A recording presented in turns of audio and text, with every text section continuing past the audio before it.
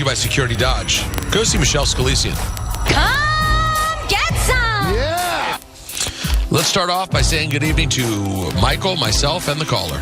John in Connecticut. John. I'm next, Bart. Here we go. It's now. John, you're up. Can never happen. Good evening to Don. Unfortunately, the school had a problem with the bloody stump. I'll tell you, I put that on social media. I'd say 99% of people thought it was perfectly fine. And a tremendous costume. No. That was never in question. The quality of the costume was never even a conversation. Never. It was, would a school allow for a bloody stump to be wandering They didn't. around? I was fine with that. But I think they took exception to you and Michael saying that it was inappropriate. Well, At school it was. yeah. How old are they? They're 6? Yes. 6 is young. Even now, you look at that and you go, 6 is young for the bloody stump. No, at school, not at home. Would it be okay if a 6-year-old saw a real bloody stump? No, it wouldn't. So why are you reenacting it? Well, I don't know if I think you've lost me on that argument. I don't support you on that. Well, how could you not support me? I'm dead right on it. Well, but it's not the same thing. Like, It wasn't that authentic. Like a Freddy Krueger mask is like, well, yeah, but you really want to see someone with a completely burned pizza face? No, you wouldn't, but it's a mask. I don't know if it's apples to apples. That's very good, Peter, what you came up with. Thank you. I appreciate it. So much to get into today. Well, let's do it. So, no, hold on. Don't rush me. All right, let's get into it. We'll start out with the Giants. Brian Dable's not happy with this foosball team yesterday. Frankly, we just didn't make enough plays. Tough game, competitive game. In the end, just didn't make enough plays to get the outcome we want. Gave up some big plays there right before the 2-minute at the end of the half, and those are game-changing plays that we need to make. Now, other than the specifics of the last play before the first half, if I told you that you accidentally played sound from after Pittsburgh, would you have noticed? No. It's all the same. It's becoming very redundant. It is? Well, if you think that way, how about Daniel Jones? Well, I think obviously the turnover was critical, so look to see where we can do a better job there. Thought we moved the ball well, ran the ball well. Our action game and some of that stuff in the second half was productive. Obviously a couple of 3-and-outs. Look to see where we can improve those situations. Just overall have to be better. This might be the final. This might be the real playoff music. I don't know. Wow. We're not sure. So, Michael, did you watch the entire game? Yeah. I know you were busy with the baseball season for a long time, and yesterday wasn't like anything insane. But just tell me, what were your thoughts on my sweet, sweet, wonderful Jayden Daniels? I don't think he had a breathtaking game. I thought he played well. He kept things controlled. He's good. I don't know if he's great yet, but he's good. You don't know? Yeah. You're still not sure, huh? Yeah, if that's just one game, they lost to a better team. They had some fight in them, but that's not enough. That can't be the compliment.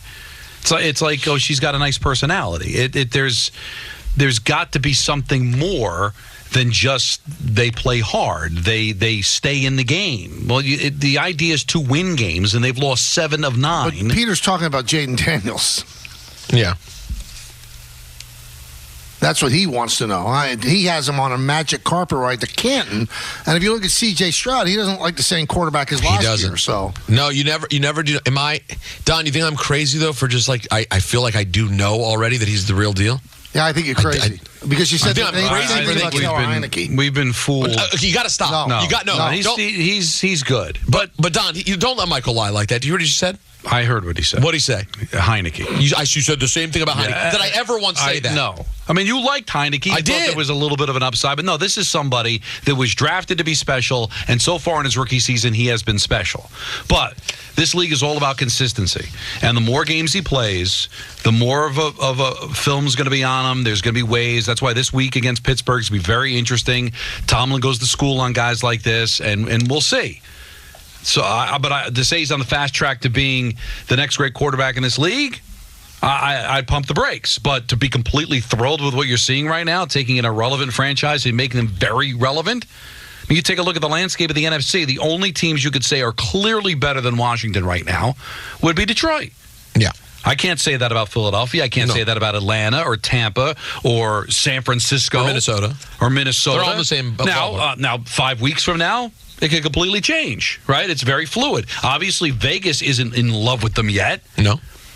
Because they want to wait and see. But no, let them be excited, Michael. I mean, this is clearly the best quarterback they've had in a long, long time. The touchdown before halftime on Banks' head to McLaurin was a beautiful throw. I mean, he really does. Both touchdowns to McLaurin, not complicated, not reinventing the wheel, but for a rookie, he's just doing some special stuff. Also, they did it all yesterday without Brian Robinson.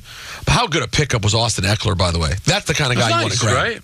That's what you do, Michael. You see? I hear you. All right. We mentioned this earlier. Actually, no. Let me pause for a second before I go there. Let's stay with the foosball for a second. Yeah, it doesn't happen often, but I'm going to recalibrate, and move forward. Dak Prescott is expected to miss several weeks with a hamstring injury, according to Adam Schefter. Let's hear from Shefty. Dak Prescott has been going through testing, but testing has shown that he's got a hamstring injury that's going to sideline him, I'm told, several weeks. Now, what is several weeks? More than one. That's what we know right now. And he said yesterday after... God, how do I put this, Joe? I'm good. I cut it specifically because several was more than one. You know what? Love the guy. Great information. I'm good. What is several weeks, though? It's more than one. Well, you know what? No, well, listen. Only Shefty can give you that. You idiot. By the way, Dak's injury was not the biggest story about Dak Prescott yesterday. No. The biggest story about Dak Prescott, at least according to the social media, was Dak Prescott being shown on the sidelines saying to a teammate, quote, "We suck. We bleeping suck." And a lot was made of it. Can I tell you, guys, it's such a nothing. To me, that is such a nothing burger. He's right. They do. But how often does that happen? You're sitting around, you're seeing your team play terrible. How many times in history has someone looked at their teammate and gone, "We suck"? That's not unusual. No. He's disgusted by them right now. How would he not be? Now, I'm just still confused by, and I'm still waiting for an explanation. Why this past offseason did everyone decide Dallas was going to be really good again? Because it just, like we keep doing with the Jets. Right. Eventually you'll be right. No, and because it's the same thing. The national media has to want them to be good. All they did was sink tons of money into Dak and CeeDee Lamb. How almost identical is Doc Rivers to, what's the matter? I have breaking news. Oh, no, that's done? Okay. All right. I have a John Heyman report that the Yankees and Garrett Cole have come to an agreement. Wow. The great national nightmare is over, according to John Heyman. Yay! Right. Well, I do not have... You don't have specifics? I do not have the specifics. They have agreed to stay together. That is all. We'll get you more shortly. That's what... Go ahead, Anthony. Nothing important. Nothing. Okay. So we don't have any details. So how almost identical is Mike McCarthy to Doc Rivers? Ooh, they look different. Well, I'm just saying from a coaching standpoint, because they both have championships, but... And Doc Rivers' team is 1-5. And also, there's all problem. He's exactly like 500 since taking over the Bucs. And to your point, every year, because the Cowboys will send 10 guys to the Pro Bowl and play 12 nationally televised games. But this is the same song and dance. And I think Dak is a good quarterback. No, Dak is a nice quarterback. But Don, they doubled down financially on the core of their offense, and it's not enough. No, it's not enough. They spent a ton of money now, Michael, for the future on Dak and CeeDee, and they just don't have enough. And the one person that they really needed, they let sign with the Ravens, he's been great. I love that story. I still love the Derrick Henry and the Purple Birds. He lives in Dallas, Peter. He wanted to play for the Cowboys. So they bring back Ezekiel Elliott, who's always late to meetings, doesn't show up, and was a non-active player yesterday. There was a shot of McCarthy looking at the computer, the iPad, and slamming it down on the ground. Mm-hmm. And Charlie looks at me and said, "Why would he do that to a perfectly good computer?" I said, "Son, I don't know." You know what? It's better than lying to him or giving an answer that's not was true. that your actual answer verbatim? Yes. I think I said Charlie. Son? Charlie, I don't know. I hate saying I don't know, but it's better than like coming up with the wrong answer. That's what makes you better than most parents these days. But a lot of parents, they just lie and try to make something up, but they don't know anything. Now, here's a little bit more from Heyman. Cole will continue on with his existing agreement with the thought that an extension discussion will occur later. Both sides wanted to stay together, so they did. So not a sexy agreement, but an agreement nonetheless. So he may get the extra year. It may get deferred. Something's going to happen, but he's cool to wait until there's resolution. I guess that's okay. You know what? I need everyone to stop talking. All right. There's been something I've been thinking about all day, and I'm so excited to share it. It may not be viewed as an important story, but it's meaningful to me. Okay. Because on this show, if nothing else, with very few exceptions, we like to call out our friends when something unfortunate happens on the air. And on ESPN Radio this weekend, our dear friend, this was awful, Chris Carlin, was calling the Florida-Georgia game. The third quarter comes to a close here in Jacksonville. That is the end of the third quarter. Georgia 20, Florida 13 with 15 minutes to go. This is college football.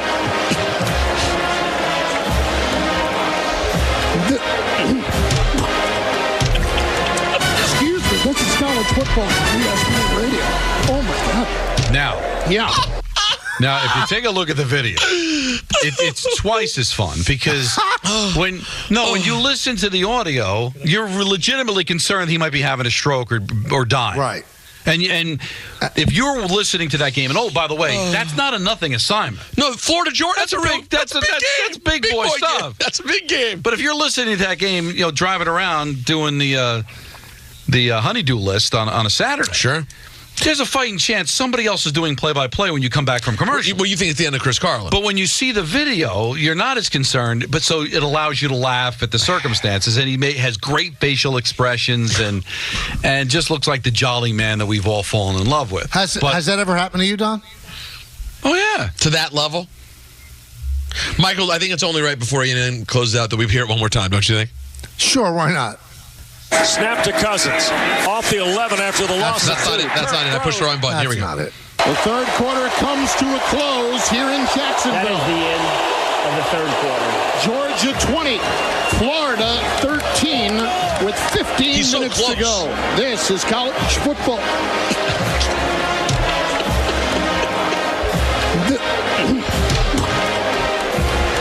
Excuse me, this is college football on ESPN Radio. Oh my God. I need the last little one when he just goes. Oh my! Also, why didn't they just go to break? He's reading a dumb card. Just go to break. Let him. I know. Save the guy. Because he's given the sponsor. I mean, you got to get that in. Come back with the sponsor. He was so close to making it out too. This is all he had to get out, Michael, was college football. Yeah. He was right there. Yeah. Now, this was pre-COVID, so it would have been much different if it was during or after COVID. I was doing a Ranger game at the Garden, and I had a similar moment. Not to that point, but a similar moment.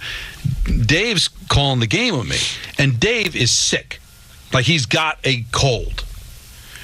So he's drinking his water, and I need the clear. And while it's happening, he's handing me his water. And I'm like shaking off, like, no, I don't want to drink your water because I don't want to catch what you have. So I ended up having to fight through it. But not to that point. This is college football. Listen, all right, that'll do it for ENN. But he sent it out. That's why you gotta love the guy. I gotta tell you why, Peter. You're gonna say this is much. It might be time to step down if I'm him. No, come on. You can't have that. Call for his job. That's Georgia, Florida, my friend.